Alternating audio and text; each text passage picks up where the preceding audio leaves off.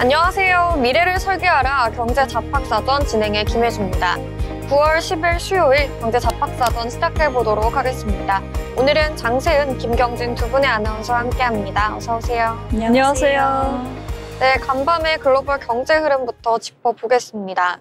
뉴욕 증시는 연간 고용지표 수정 발표에 출렁였는데요. 그래도 연준의 금리 인하 기대가 커지면서 오늘도 주요 지수 상승으로 마감했습니다. 미 노동부가 1년치 고용 통계를 다시 집계한 결과 기존보다 91만 건이나 줄어든 것으로 나타났습니다. 예상보다 훨씬 큰 폭의 하향 조정인데요. 운송, 레저, 전문, 서비스 업종 전반에서 고용이 둔화된 것으로 나타났습니다. 이 소식에 경기에 대한 불안 심리가 확인이 됐지만 동시에 연준의 금리 인하 가능성이 커지면서 시장은 반등에 나섰습니다. 다만 중소형주 중심의 러셀 2000 지수는 하락했고요. 주요 지수는 대형 기술주에 힘입어 상승하는 차별화 장세가 나타났습니다. 한편 애플은 아이폰 17과 신형 에어팟, 애플워치 시리즈를 공개했는데요. 기대에 못 미쳤다는 평가를 받으면서 주가가 1% 넘게 하락했습니다. 특히 아이폰 17 시리즈는 성능 개선은 있었지만 혁신은 없었다, 이런 시장 반응이 지배적이었습니다. 결국 오늘 뉴욕 증시는 고용지표 충격에도 금리 인하 기대에 힘입어 상승했지만 대형주 의존도가 높고 중소형주는 좀 부진한 다소 불안한 구조가 이어졌다, 이렇게 정리해 볼 수 있겠습니다. 네, 이렇게 글로벌 경제 흐름 간략하게 살펴봤고요. 이어서 자세한 미증시 마감 시황 살펴보도록 하겠습니다. 세은 아나운서 전해주시죠. 네, 간밤 뉴욕 증시는 고용 통계 하향 조정과 연준의 금리 인하 기대가 맞물리면서 3대 지수가 일제히 사상 최고치를 경신했습니다.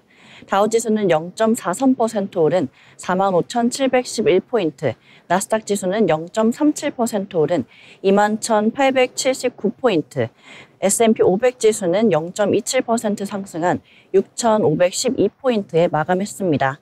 이번 랠리는 미국 노동부가 지난 1년간 고용 증가를 기존 발표보다 91만 명이나 적게 잡아야 한다고 수정하면서 경기 둔화 우려가 커진 데서 비롯됐습니다.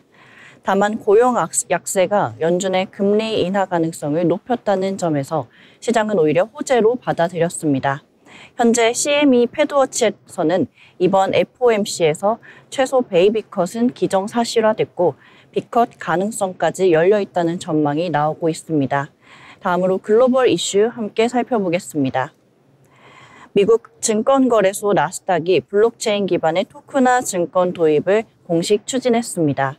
나스닥은 이미 상장된 주식이나 ETF를 블록체인 기술로 토큰화해 동일한 권리와 특권을 가진 디지털 증권으로 거래하겠다며 SEC의 규정 개정안을 제출했습니다. 이르면 내년 3분기 말 미국 투자자들은 첫 토큰 기반 주식 거래를 직접 경험하게 될 전망인데요. 이번 조치는 자산 유동성 확대와 거래 효율성 제고를 겨냥한 시도로 블록체인과 전통 금융시장의 통합을 가속화하는 중요한 계기가 될 것으로 평가됩니다. 다만 글로벌 스탠더드 부재와 유동성 부족 같은 걸림돌이 남아있어 제도적 보완이 병행돼야 한다는 지적도 나오고 있습니다. 네, 달러화 가치는 사흘 만에 반등에 성공했습니다. 달러 인덱스는 유료 약세 속에 97.8 수준까지 올라서며 전일 대비 0.36% 상승했습니다. 이는 이번 주 발표될 미국 8월 PPI와 CPI를 앞두고 인플레이션 경계 심리가 부각된 영향인데요.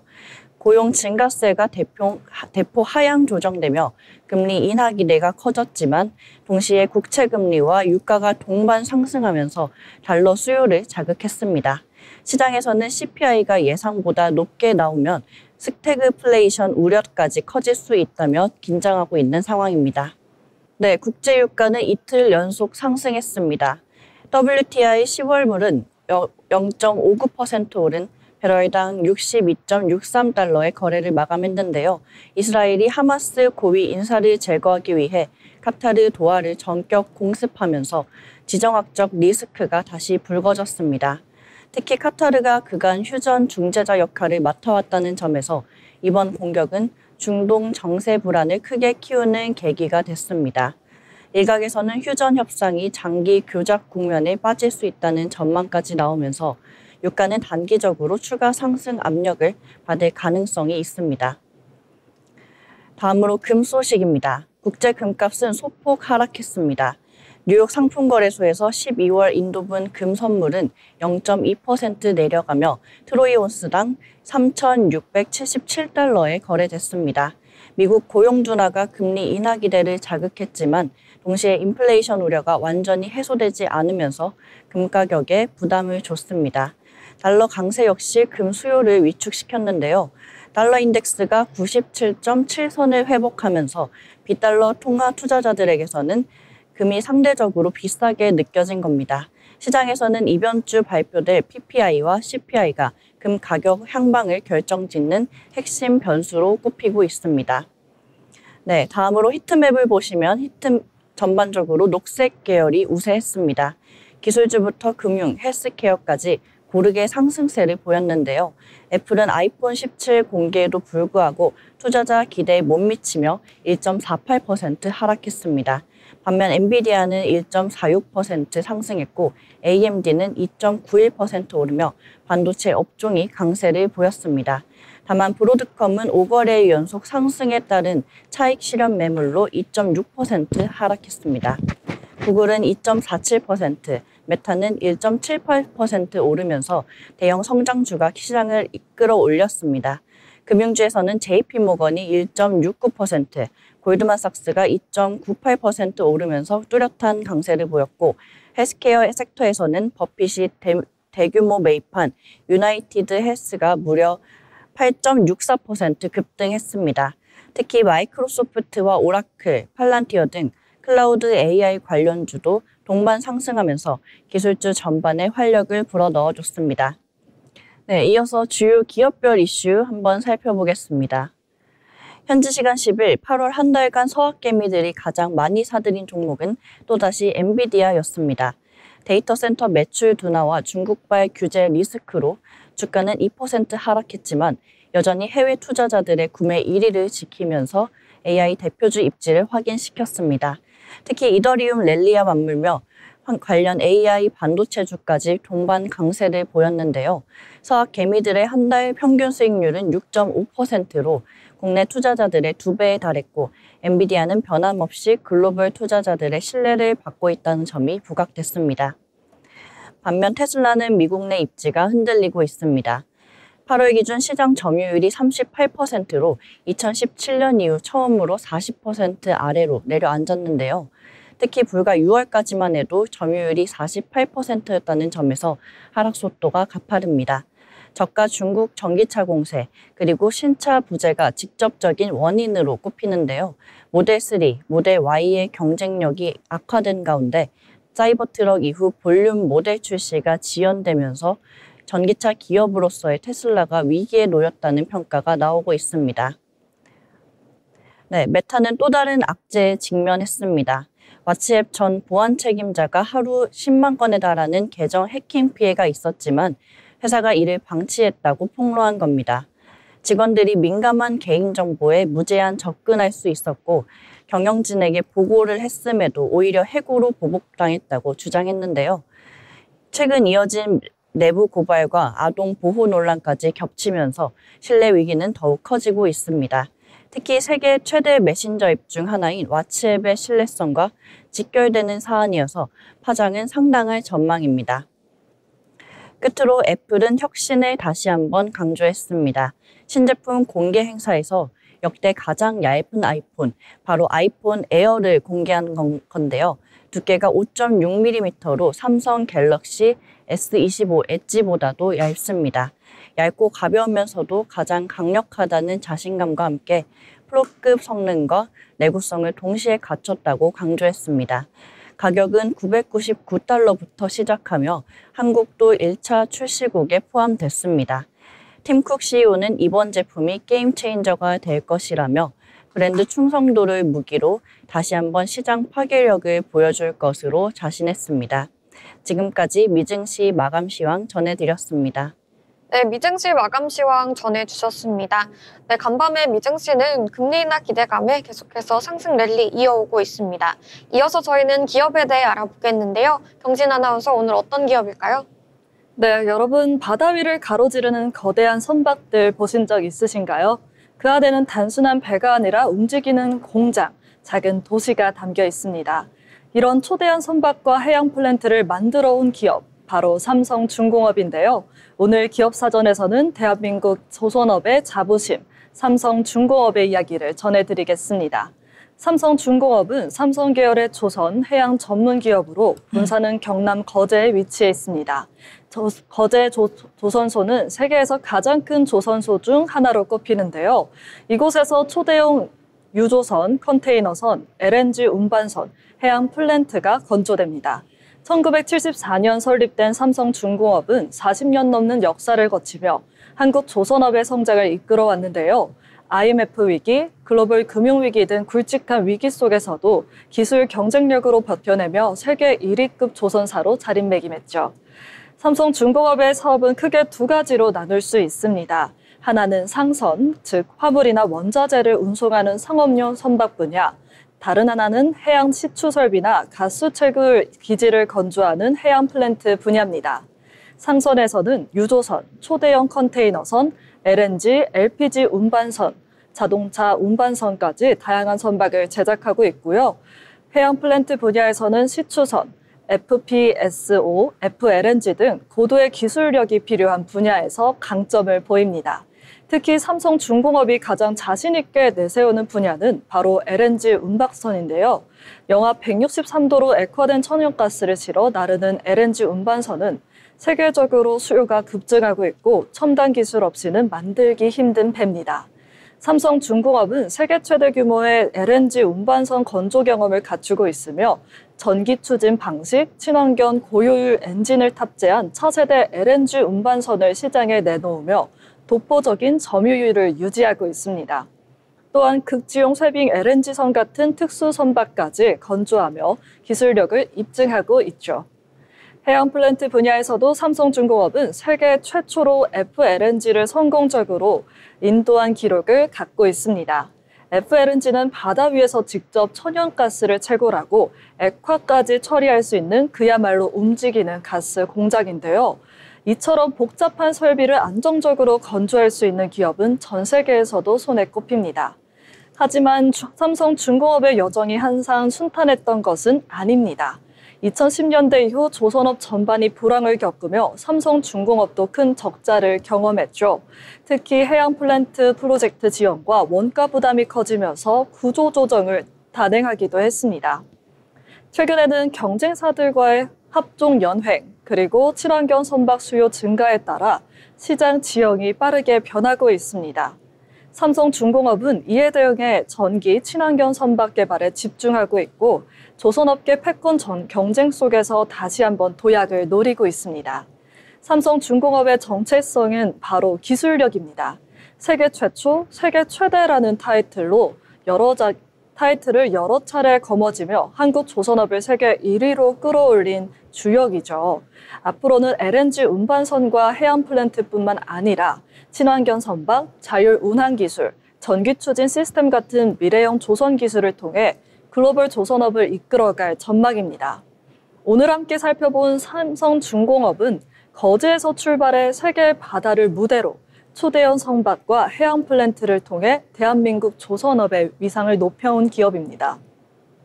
물론 불황과 위기도 있었지만 끊임없는 기술 혁신과 친환경 전환을 통해 새로운 항해를 준비하고 있는데요. 앞으로 삼성중공업이 만들어갈 바다 위의 거대한 미래, 그 항로를 함께 지켜보는 것도 흥미로운 관전 포인트가 될 것 같습니다.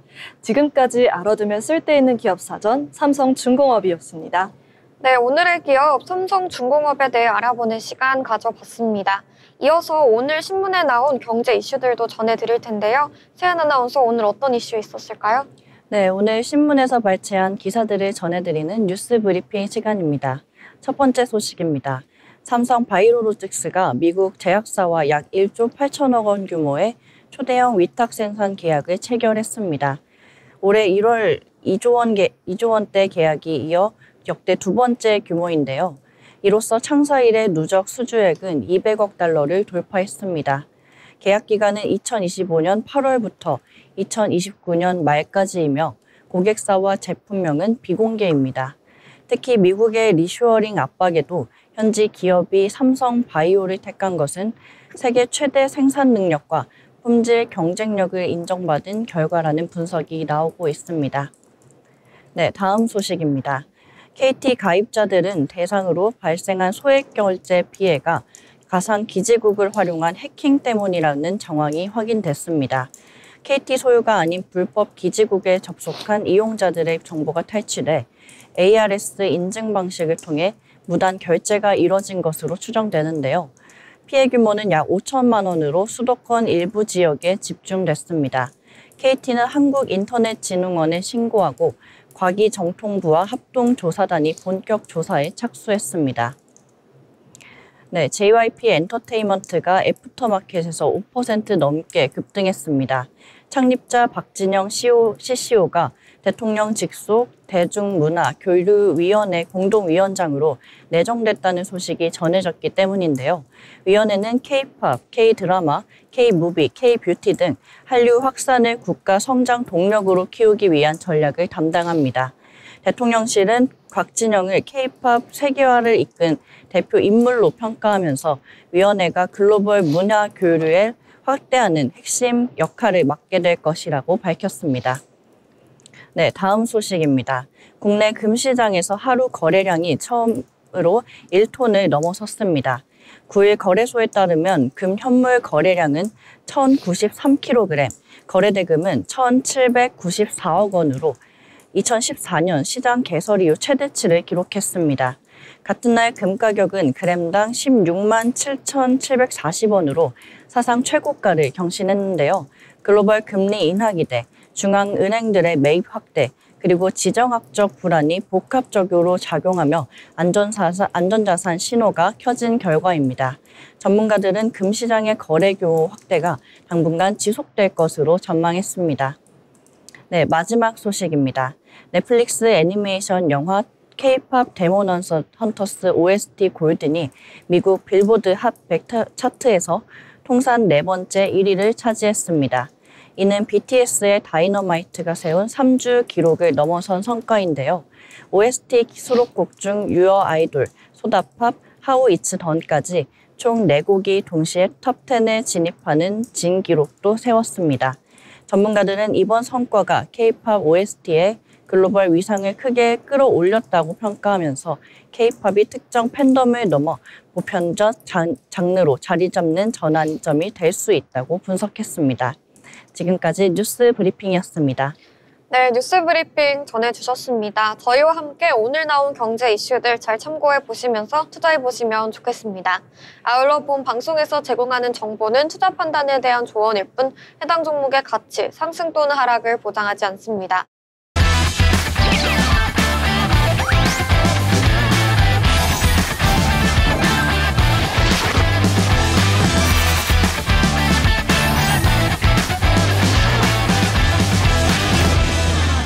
네, 이번 시간은 투자의 고수가 되고 싶은 아나운서들의 경제 주식 이야기 나눠보는 시간입니다. 먼저 국내 증시 마감 상황부터 전달해 드리도록 하겠습니다. 네, 오늘 국내 증시 코스피가 사상 최고치를 경신을 했습니다. 양지수 모두 상승 마감했는데요. 자세한 지수 상황 코스피부터 체크해 보도록 하겠습니다. 네, 코스피가 장중 사상 최고치를 갈아치웠습니다. 코스피는 장중 3,317선을 기록하면서 종전 최고치인 3,316선을 돌파했습니다. 지난 2021년 6월 이후 약 4년 3개월 만인데요. SK하이닉스도 30만 원을 돌파하면서 지수를 이끌었고요. 삼성전자와 현대차 등 시총 상위 종목들도 대부분 올랐습니다. 1.67% 강하게 상승해주면서 3,314선의 거래를 마쳤습니다. 상승 출발 이후에 급등하는 모습이 있었고요. 그 상승폭을 계속해서 장 후반까지 유지해줬습니다. 자세한 수급도 살펴보겠습니다. 개인이 2억 2천억 원대 물량을 던져냈지만 외국인과 기관이 동반 매수를 하면서 지수에 상방 압력을 더했는데요. 외국인이 1억 3,780억 원 순매수했고요. 기관이 9천억 원대 물량을 담았습니다. 이어서 코스닥의 흐름도 살펴보겠습니다. 코스닥 역시 상승 출발 후에 상승폭 조금 내려가는 모습이었지만 장 후반으로 갈수록 계속해서 상승폭을 확대시키는 모습입니다. 0.99% 상승했고요. 833포인트의 거래를 마쳤습니다. 투자자별 매매 동향도 살펴보겠습니다. 외국인과 기관이 쌍끌이 매수하는 모습인데요. 외국인이 789억 원 순매수했고요. 기관이 629억 원 매수했습니다. 반면에 개인이 1,000억 원대 물량을 던졌습니다. 네, 시가총액 상위 종목부터 살펴보겠습니다. 먼저 코스피입니다. 오늘 코스피 시장에서는 반도체주의 강세가 눈에 띄었는데요. 삼성전자는 1%대 강세 흐름 보였고요. 72,600원에 거래를 마쳤습니다. SK하이닉스는 오늘 시장에서 가장 뜨거웠는데요. 5%대 5.56% 강하게 급등해주면서 30만 닉스 돌파에 성공을 해줬습니다. 30만 4천 원에 종가 형성해주면서 강한 흐름 보여줬습니다. SK하이닉스는 계속해서 강하게 상승 랠리 이어오고 있는데요. 네, 오늘 시장에서 자동차주도 급등하는 모습입니다. 현대차가 0.68% 빨간불 켰고요. 기아도 0.47% 상승해줬습니다. 주식 양도세 대주주 기준을 완화할 수 있다라는 기대감이 커지면서 오늘 증권주들도 강세 흐름 보였는데요. KB금융은 7.01% 강하게 상승불 켜주면서 11만 7,600원에 거래를 마쳤습니다. 이어서 코스닥의 흐름도 살펴보겠습니다. 오늘 코스닥 시장에서는 2차 전지가 좀 약세 흐름 보였는데요. 에코프로 BM과 에코프로 동반 약세 흐름 보였습니다. 에코프로 BM이 1.78%, 2% 가까이 낙폭 보여줬고요. 11만 5,800원에 거래를 마쳤습니다. 에코프로도 0.81% 하락하면서 49,200원에 종가 형성했습니다. 오늘 코스닥 시장에서는 바이오주들 좀 강세 흐름 보였는데요. 리가켄바이오도 소폭 상승했고요. 삼천당 제약은 5.69% 빨간불 켜졌습니다. 파마리서치는 오늘도 하락하는 모습인데요. 4.61% 빠지면서 64만 1,000원에 거래를 마쳤습니다. 네, 이렇게 오늘 국내 증시 마감 상황 살펴봤습니다. 이어서 오늘 시장에서 주목받았던 종목들 살펴볼 텐데요. 세은 아나운서 첫 번째 특징주 어떤 종목일까요? 네, 제가 첫 번째로 가져온 특징주 SK하이닉스입니다. SK하이닉스가 7거래 연속 오르며 30만 원 고지를 목전에 두고 있습니다. 10일 오전 장에서 주가는 전거래 대비 3% 이상 뛰면서 29만 9천 원을 기록했고 장중한때 29만 9,500원까지 오르며 강세 흐름을 이어갔는데요. 최근 주가 상승 배경에는 차세대 고대 역폭 메모리 HBM4에 대한 기대감이 있습니다. 내년 예상 수요 약 80억 기가바이트 가운데 하이닉스가 70% 가까이를 공급할 것이라는 전망이 제기됐습니다. 특히 후발 업체들의 진입이 늦어질 경우 점유율이 더 높아질 수 있다는 분석까지 나오면서 투자 심리를 자극했습니다. 네, 이 같은 이슈가 반영되며 SK하이닉스 오늘장에서 강세 흐름 보이면서 30만 3,500원에 종가 마무리했습니다. 네, SK하이닉스 계속해서 상승 랠리 이어오고 있는 모습이 나타났습니다. 오늘 시장에서는 30만 닉스 돌파해주면서 7거래일 연속 상승세를 이어오고 있습니다. SK하이닉스는 AI 반도체 수요 확대와 HBM 시장 지배력이 실적 기대감으로 이어지면서 주가에 힘을 싣고 있는데요. 특히 엔비디아를 비롯한 글로벌 빅테크 기업들의 AI 인프라 투자 확대가 꾸준히 확인이 되면서 메모리 업황 회복세가 계속해서 뚜렷해지고 있습니다. 여기에 최근 오픈 AI와의 글로벌 협력 이슈까지 더해지면서 업계의 성장 스토리에도 탄력이 붙는 모습입니다. 네, 이렇게 SK하이닉스가 AI 반도체 대표주로서 오늘 시장에서 확실한 존재감을 보여줬습니다. 네, 이렇게 SK하이닉스 관련 소식 전해드렸고요. 이어서 다음 특징주 넘어가 보도록 하겠습니다. 오늘 시장에서 전선 관련주들도 뜨거웠는데요. 대한전선이 최근 안정적인 이익 개선 국면에 본격적으로 들어섰다는 평가를 받고 있습니다. 전력 인프라 확충 수요가 글로벌 시장에서 계속 늘어나고 있고요. 특히 북미와 중동 지역의 초고압 전력망 프로젝트에서 수주 소식이 이어지고 있습니다. 이전까지는 영업이익 변동성이 크고 수익 구조가 불안정하다는 점이 시장의 우려였었는데요. 최근 들어 원자재 가격 안정과 더불어 수주 기반 확대가 맞물리면서 안정적인 실적 개선이라는 신호탄이 나오고 있습니다.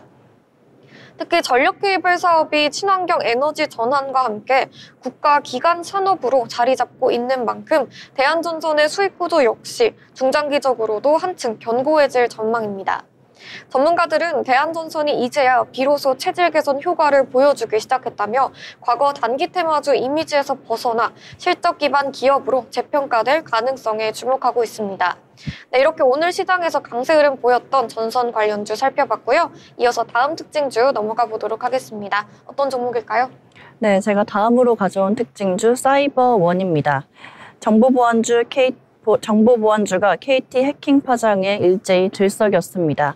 대표적으로 사이버원은 장 초반부터 강세를 보이면서 오전 9시 기준 20% 넘게 치솟아 4,000원대 초반에서 거래됐습니다. 최근 서울과 경기 일부 지역에서 KT 가입자들을 대상으로 한 무단 소액 결제가 피해가 발생했는데요. 정부 조사 결과 불법 초소형 기지국을 통한 해커 소행 가능성이 제기되면서 투자자들이 보안 기업으로 몰린 상황입니다. 시장에서는 사이버 보안 수요 확대 기대감이 부각되며 사이버원을 비롯한 관련 종목들이 급등세 보여줬습니다. 이 같은 흐름 속에 사이버원 오늘 장에서 급등 흐름 유지한 채 3,825원으로 종가 형성했습니다. 네, 사이버원 소식 전해주셨습니다. KT 해킹 여파에 20%가 넘는 급등하는 흐름 보여줬는데요. 보안주 흐름 짚어보도록 하겠습니다. KT를 겨냥한 대규모 해킹 이슈가 불거지면서 보안 관련 종목인 사이버원이 장중 20% 넘게 급등했습니다. 최근 들어 금융, 통신, 공공기관까지 연이어 사이버 공격이 발생하면서 보안 강화에 대한 수요는 그 어느 때보다 높아지고 있습니다. 특히 정부 차원의 보안 투자 확대 가능성이 거론되는 가운데 관련 업종 전반에 단기 모멘텀이 붙는 모습인데요. 오늘 사이버원의 주가 움직임은 보안주가 시장에서 얼마나 민감하게 반응하는지를 단적으로 보여준 사례로 해석되겠습니다. 네, 이렇게 오늘 급등했었던 종목까지 살펴봤고요. 이어서 다음 특징주로 넘어가 보도록 하겠습니다. 네, 은행주 준비를 해봤는데요. 은행주는 여전히 규제 리스크와 경기 둔화 우려라는 악재를 계속해서 안고 가고 있습니다. 가계대출 증가세 둔화, 부동산 시장의 불확실성, 그리고 금리나 시점까지 늦춰질 수 있다는 변수까지 겹쳐져 있는데요. 하지만 그럼에도 불구하고 주가 하방은 의외로 단단하게 버티고 있습니다. 높은 배당 매력과 안정적인 이익 창출 구조가 투자자들에게 방어주로서의 매력을 다시 확인시켜주고 있는데요. 실제로 외국인 투자자들은 역시 최근 은행주를 꾸준히 매수하는 움직임을 보이고 있습니다. 단기적으로는 주가 반등의 모멘텀을 찾기 어려울 수 있겠지만 시장은 버틸 때 더 강하다, 이런 속성을 은행주가 보여주고 있다, 이렇게 평가하고 있습니다.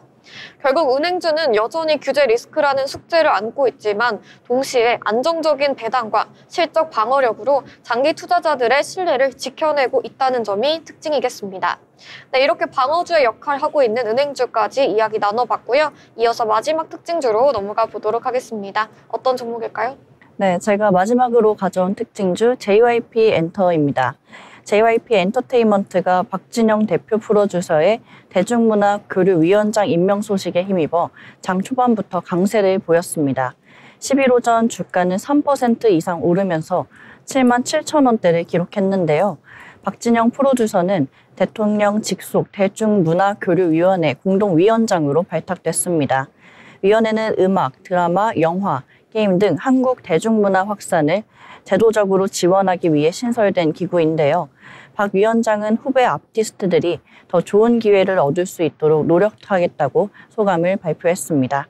이 같은 호재성 이슈에 힘입은 JYP 엔터 오늘 장에서 강세 흐름 이어가면서 76,900원의 종가 형성했습니다. 네, 오늘 엔터주 소식까지 전해주셨습니다. JYP 엔터테인먼트가 좋은 이슈가 있어서 급등하는 흐름이 있었지만 상승분을 좀 반납을 하면서 하락 마감을 했는데요. JYP 엔터가 박진영 프로듀서의 한국음악콘텐츠산업협회 위원장 임명 소식에 주가가 강세 흐름을 장중에 보였습니다. 이번 임명은 국내외 음악산업에서 JYP의 영향력과 입지를 다시금 확인하는 계기로 받아들여지고 있는데요. 특히 글로벌 시장에서 K-팝의 확장 상승 강세가 이어지는 가운데 JYP가 향후 정책 산업 방향성에도 직접 목소리를 낼 수 있다는 기대감이 주가에도 반영이 됐습니다. 차익 실현 매물이 출회되면서 하락 마감을 했지만 앞으로도 JYP 엔터 지켜보시면 좋겠습니다. 시장은 단순한 인사 발표 이상의 의미를 부여하면서 JYP의 성장 스토리에 계속해서 주목할 것 같습니다. 네, 이렇게 여러 가지 특징주 저희와 함께 엔터주까지 정리해봤습니다. 저희와 함께 특징주 살펴보시면서 투자에 참고해보시면 좋겠습니다. 이어서 저희는 인물에 대해 알아보는 시간 가져볼 텐데요. 경진 아나운서, 오늘은 어떤 인물일까요?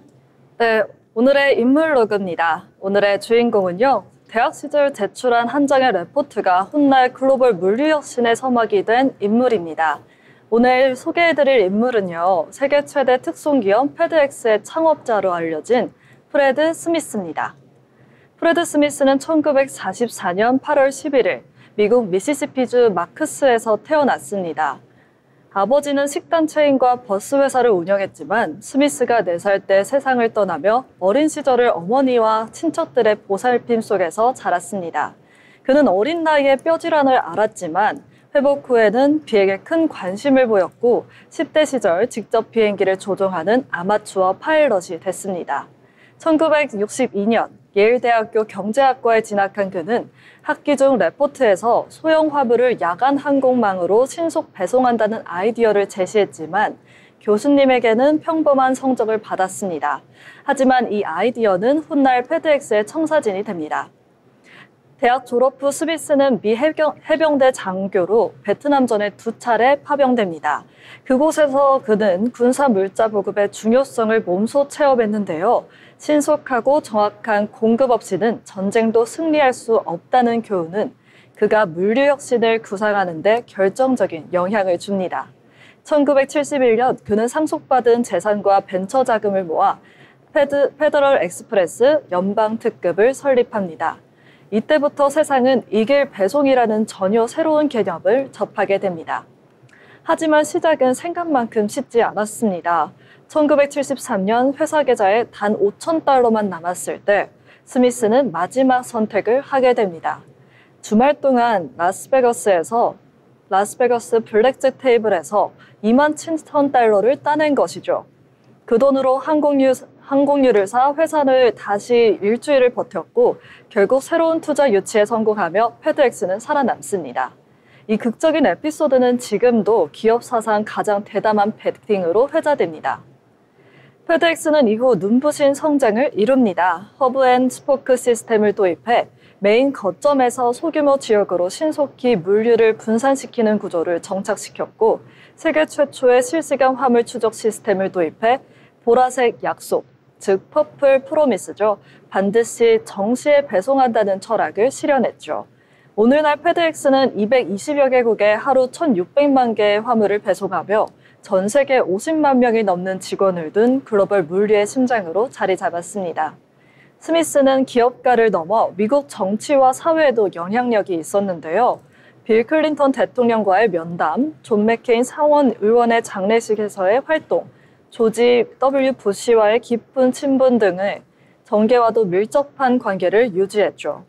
또 코로나19 초기에는 연방정부의 요청으로 검체 운송을 지원했고 때로는 개인 전용기를 활용해 국제 인도적 임무를 수행하기도 했습니다. 페드엑스는 단순한 택배가 아니라 국가적 위기 대응의 파트너로도 자리매김했습니다. 프레드 스미스의 리더십은 명확했는데요. 직원이 만족해야 고객도 만족한다는 철학 아래 페드엑스는 오랫동안 일하고 싶은 기업으로 상위권에 올랐습니다.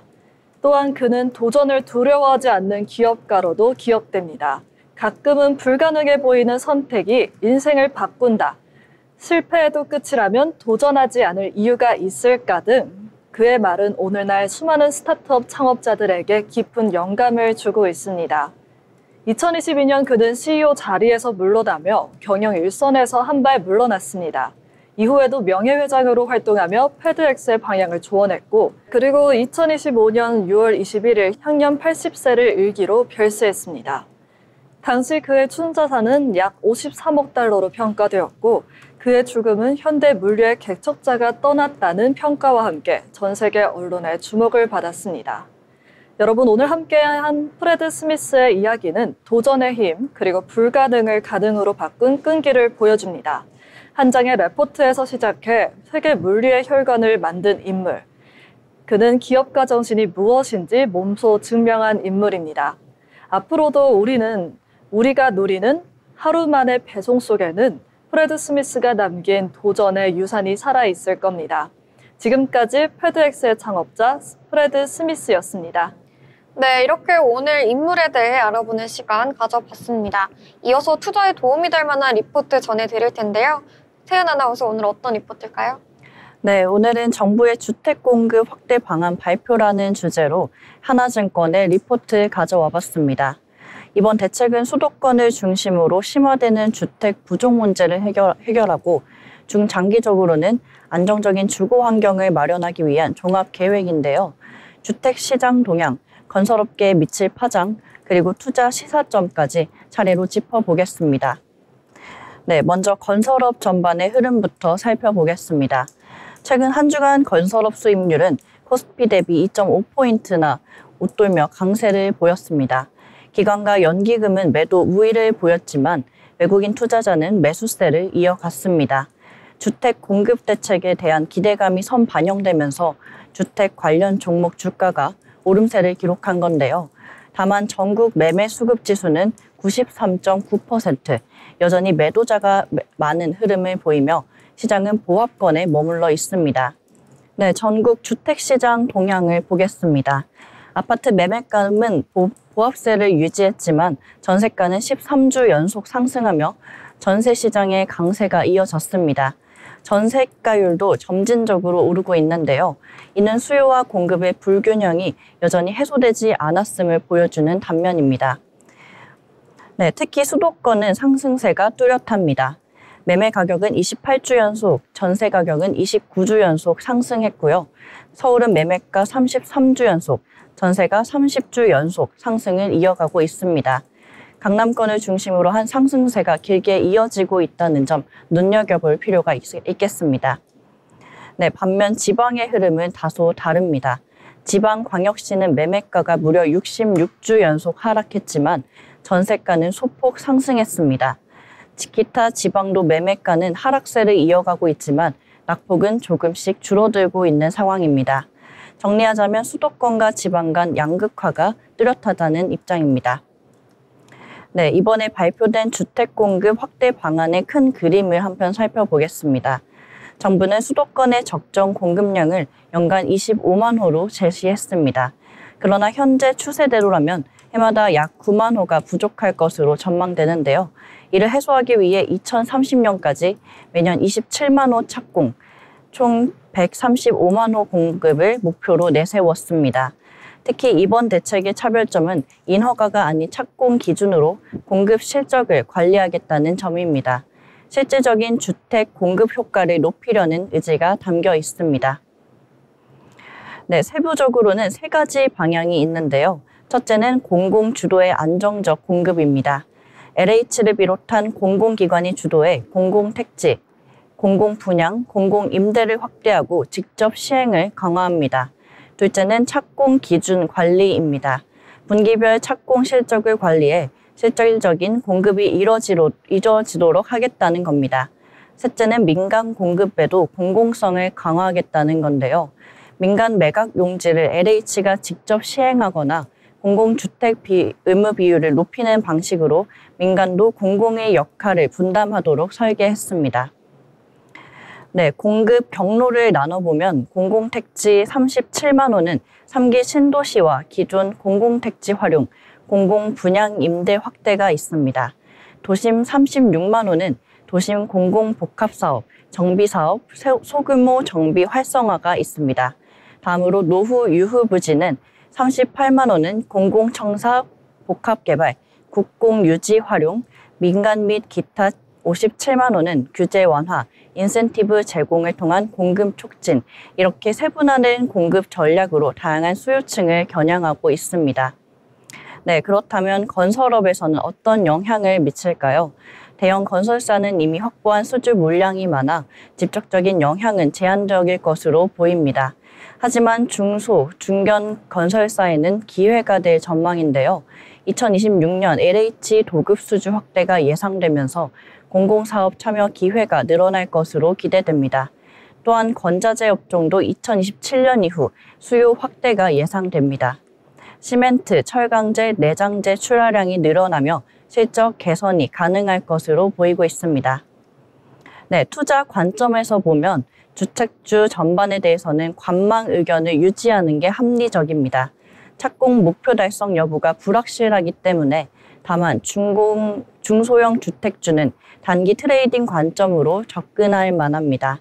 LH 직접 시행 확대, 수도권 신규 택지 개발 같은 정책 이벤트가 단기 모멘텀으로 작용할 수 있기 때문입니다. 네, 그럼 이번 주 주요 뉴스입니다. 먼저 LH가 수도권 민간 신축 매입 약정을 전면 중단했습니다. 사업 속도를 높이고 효율성을 높이기 위한 조치인데요. 그리고 국토부의 2026년 예산은 62.5조 원, 전년 대비 4.3조 원 늘어나며 역대 최대 규모를 편성했습니다. 공적 주택 공급 확대, 항공, 철도 안전 강화, 대중교통비 경감 지원 등이 주요 내용입니다. 네, 이외에도 미분양 주택 5,000호 매입 예산이 편성돼 지방 건설 경기와 유동성 개선에 도움이 될 전망입니다. 또한 주택연금 신규 가입 건수는 7월 1,305건, 전월보다 13% 늘어났습니다. 이는 집값 상승 기대가 줄어들면서 연금을 선호하는 분위기가 강해진 것으로 풀이됩니다. 금융당국은 저축은행의 고위험 부동산 여신 자제를 요구했고, 가덕도 신공항공사는 예산 감축 속에서도 정상화 노력이 이어지고 있습니다. 네, 주간 수주 공시도 한번 살펴보겠습니다. HDC 현대산업개발은 파주 메디컬 클러스터 공동주택 EBL과 상봉 9I 주상복합을 수주했습니다. 현대건설은 홍콩 유나이티드 크리스천 병원공사를 3,938억 원 규모로 수주했는데요. 이처럼 건설사들은 해외 의료시설, 공공인프라 등 다양한 분야에서 수주를 확대하며 내수 불확실성을 상쇄하려는 노력이 이어지고 있습니다. 네, 정리해보면 이렇습니다. 이번 주택공급 확대 방안은 착공 기준 관리, 공공주도, 민간의 공공성 강화가 핵심입니다. 단기적으로는 중소, 중견 건설사와 건자재 업종이 수혜를 입을 가능성이 크고, 장기적으로는 실제 착공 실적과 이행 속도가 관건이 될 전망입니다. 따라서 투자 전략은 대형사는 관망, 중소형 주택주는 이벤트 드리븐 전략으로 접근하는 것이 합리적이겠습니다. 지금까지 리포트 브리핑이었습니다. 네, 리포트 브리핑까지 정리해 주셨습니다. 오늘 우리 시장 살펴보겠는데요. 우리 시장 계속해서 이번 주 상승 랠리 이어오고 있습니다. 코스피는 사상 최고치를 경신했고요. 코스닥도 강세 흐름 이어오고 있죠. 주식 양도세 대주주 기준 완화 기대감이 퍼지면서 코스피는 박스권을 벗어나 모처럼 날개를 달았습니다. 미증시도 기술주들의 강세 흐름들이 지수를 뒷받침하고 있는데요. 내일도 어떤 흐름 이어질지 저희와 함께 체크해보시면 좋겠습니다. 아울러 본 방송에서 제공하는 정보는 투자 판단에 대한 조언일 뿐 해당 종목의 가치, 상승 또는 하락을 보장하지 않습니다.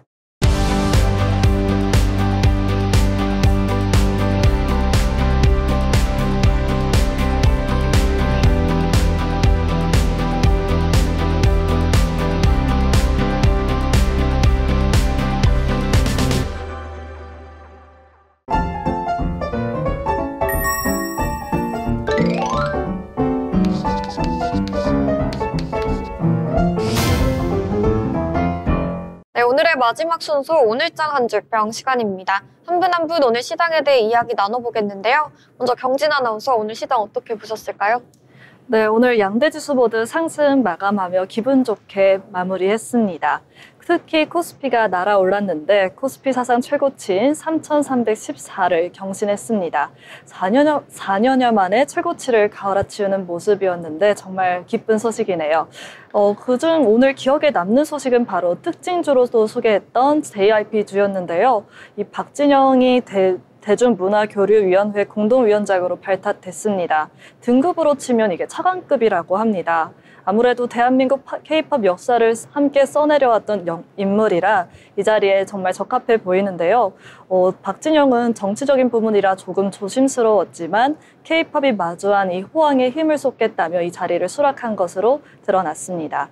오늘은 비록 차익 실현에 하락 마감했지만 앞으로가 기대되는 바입니다. 오늘의 한 줄 평은요. K-팝 더 넓게 날아올라라로 마무리하겠습니다.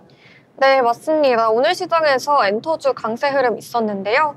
코스피가 사상 최고치를 경신하기도 했습니다. 이어서 세은 아나운서 이야기도 들어보겠습니다. 네, 오늘 미국의 금리 인하 기대감이 커지면서 뉴욕 증시가 사상 최고치를 또다시 갈아치웠는데요. 이런 분위기가 아시아 증시에서도 그대로 전해졌습니다. 오늘장 한미 증시가 함께 날아오는 하루라고 정리해 보겠습니다. 네, 맞습니다. 미증시, 국내 증시 모두 상승해주면서 오늘 날아오르는 모습 나타났습니다. 더 날아오르자 코스피 이렇게 한 줄로 정리해보면서 이번 주 계속해서 이어왔던 상승세 남은 한 주도 계속해서 이어오길 바라보겠습니다. 네, 저희가 준비한 소식은 여기까지입니다. 내일도 더 알찬 소식으로 찾아뵙도록 하겠습니다. 시청해주신 여러분 고맙습니다.